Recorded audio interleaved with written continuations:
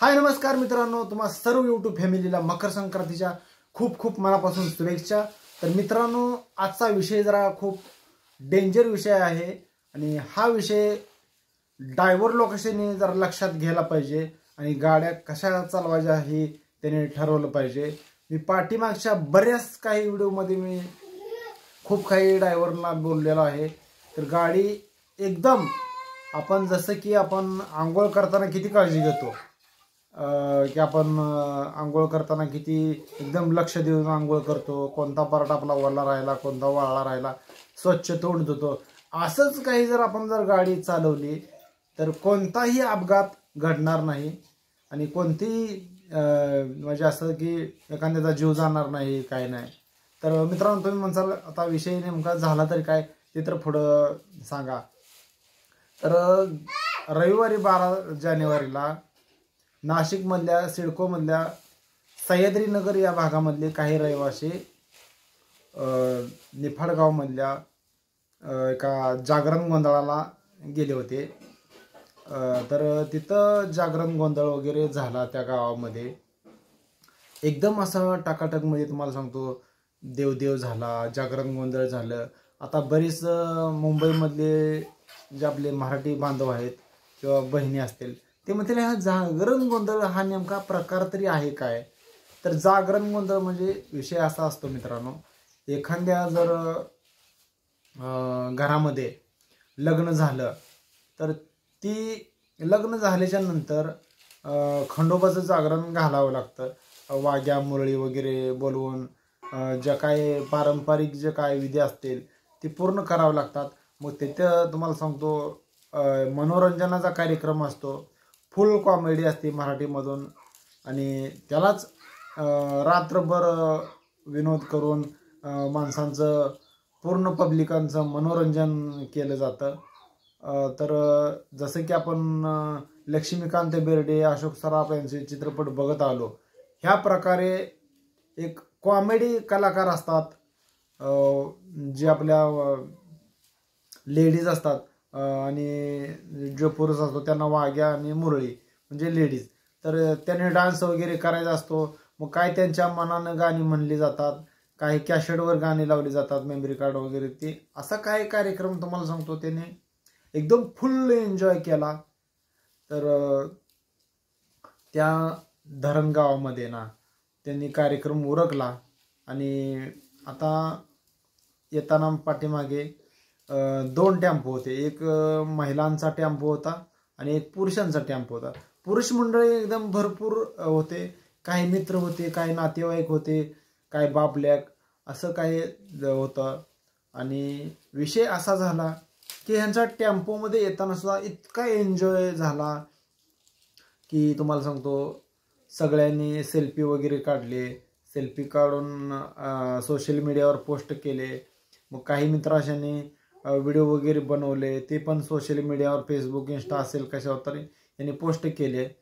आणि मग मुंबई नाशिक महामार्गावर तुम्हाला सांगतो पुढे एक ट्रक होता, संध्याकाळच्या 8:30च्या दरम्यान हा पराक्रम घटना घडली की पुढे एक ट्रक होता आणि त्या ट्रकमध्ये तुम्हाला सांगतो अशा सळ्या होत्या, मोठ्या मोठ्या अशा सळ्या होत्या आणि त्या ट्रकच्या बाहेर 3 फूट सळ्या होत्या आणि एकदम असं वरंगळीचा रस्ता होता। वरंगळीचा रस्ता असल्यामुळं की ती ट्रक जो होता फास्टमध्ये होता आणि सगळीच वाहनं फास्ट असल्यामुळे पाठीमागं टेम्पो होता यांचा आणि जो महिलांचा जो टेम्पो होता तो टेम्पो कधीच पोचला होता त्यांच्या गावावर तिथं। आणि जो आता ह्यांचा जो पाठीमागे जे मुलांचा टेम्पो येतोय तर ह्यांच्या टेम्पोची वाट बघत होते। मग आता झाला विषय काय, वरंगळीला ते ट्रक असल्यामुळं त्यांनी नॉर्मल आपला ब्रेक दाबला तसा तुम्हाला सांगतो पाठीमागचा टेम्पो त्यांनी म्हणलं आता त्याच्या अंगावर जाऊन चढेल म्हणून ओव्हरटॅक मारा गेला। तसं ओव्हरटॅक मारता मारता मित्रांनो ते पुढच्या ज्या ट्रक मधल्या जे सळ्या आहेत त्या सळ्या टेम्पोमध्ये काचा फुटून कॅबिनमधनं तुम्हाला सांगतो जे आपले मित्र गेले होते जागरण गोंधळाला कार्यक्रमासाठी, त्या मित्रांच्या, त्या भावाभावांच्या, काय त्यांचे मित्र जे होते त्यांच्या शरीरातनं आरपार अशा सळया बाहेर निघाल्या होत्या आणि 5 जागीच मृत्युमुखी पडले होते मित्र. मग त्याच्यामध्ये बाप लेक होते, काही नातेवाईक होते आणि कोण मित्र सुद्धा असे होते. तर एका तरुणाच्या डोक्यामधनं सगळे आरपार घुसली होती. मग ती तेवढ्या तुम्हाला सांगतो सगळ्या असा घटना घडली आणि मग एकदम वातावरण शांत झालं. होत्याचं नव्हतं झालं, एका सेकंदामध्ये होत्याचं नव्हतं झालं. आणि पाठीमाग तुम्हाला सांगतो ट्रॉफिक 2 ते 3 किलोमीटर पाठीमागे ट्रॉफिक राहिलं आणि तेवढ्यातून तुम्हाला सांगतो बचावकार्य जे आहे ते पोलीस असतील, ॲम्ब्युलन्स तिकडे जे काय आहे ते मग नंतर हळूहळू पुढे आले आणि ह्यांना काही खाजगी रुग्णालयांमध्ये, सरकारी रुग्णालयामध्ये जे हलवण्यात आले आणि मग तिकडं पण मग हॉस्पिटलमध्ये नेल्याच्या नंतर सुद्धा 1, 2, 3 दागावले गेले आणि एकूण असा आकडा 7 आतापर्यंत तर बातमीला सांगितले जाते. आणि हा असा दुर्दैवी एवढ्यांचा मृत्यू झाला आणि एका क्षणात सर्व काही असं घडलं आणि ह्यांच्या मनात ध्यानातसुद्धा आलं नाही. हा आनंद ह्यांचा इतका होता ना की टेम्पोमध्ये ह्या डान्स वगैरे केलेला हा तुम्ही अजूनसुद्धा सोशल मीडियावर यांचे व्हिडिओ बघू शकता, तुम्ही चेक करू शकता. आणि माझं एकच म्हणणं आहे या ड्रायव्हरांना की तुम्ही पाठीमागं काय तर पडदा लावा किंवा काही करा, ज्या तुमच्या सळया असतील, गज असतील, तुमचं काही असू द्या, पडदे लावा, काही करा, पण असं धोका होईल असं काही करू नका. आणि ह्या जर गाडीवर असं लाल पडदा वगैरे असता तर सळया आतमध्ये असत्या तर 3 फूट बाहेर सळया लावणं हे कायद्यानं गुन्हा आहे. आणि तिथून जो ट्रक ड्रायव्हर जे आहे ना तो एकदम फरार झालेला आहे. कॅबिनमध्ये वगैरे काय सगळी मुलं तरुण बसलेली होती, तिथनं सगळ्या त्यांच्याच पोटामधनं काय नरड्यामधून अशा सळया घुसल्या, काचा फुटून वगैरे सगळं होत्याचं नव्हतं झालेलं मित्रांनो. आणि मग ह्या ड्रायव्हरशांनी कसं वागायचं आणि काय करायचं हे ह्यांच्याने ठरवायला पाहिजे. गाडी कशी घेतली पाहिजे, काय केलं पाहिजे, पाठीमागं आपल्या गाडी एखादी आहे का या आरशामध्ये वगैरे बघायला पाहिजे. आणि पाठीमागच्या वाहनवाल्याने पुढचं वाहन किती अंतरावर आहे हे सुद्धा बघितलं पाहिजे, जेणेकरून आपला अपघात होणार नाही एवढं तर कमीत कमी ह्यांनी बघितलं पाहिजे.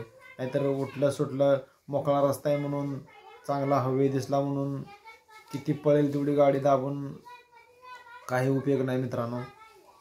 तर आता ही घटना घडली तर ह्या जे मृत्युमुखी पडले ह्यांना प्रत्येक कुटुंबाला 5-5 लाख रुपये सरकार देणार आहे.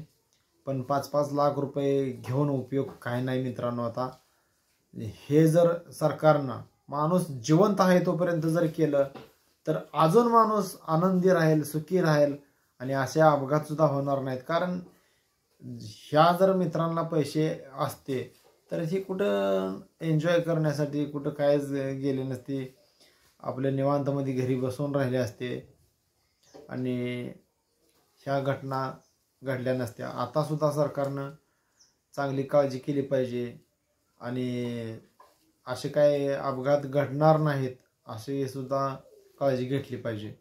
तर मित्रांनो सर्वांनी सावध राहावा वाहनांपासून. जे काही आपल्या तुम्हाला सांगतो पहिल्या वाळवडलापासून जे सांगत आले, अमावस्या, पौर्णिमा, संक्रांत, नवीन वर्ष हे जर सुरू होत असलं तर अपघाताचं प्रमाण वाढतं असं आम्हाला आमच्या आजी हे सांगत आलेले आहेत, आजोबा. तर चला मित्रांनो पुन्हा एकदा तुम्हाला सर्वांना मकर संक्रांतीच्या खूप खूप शुभेच्छा. Bye bye.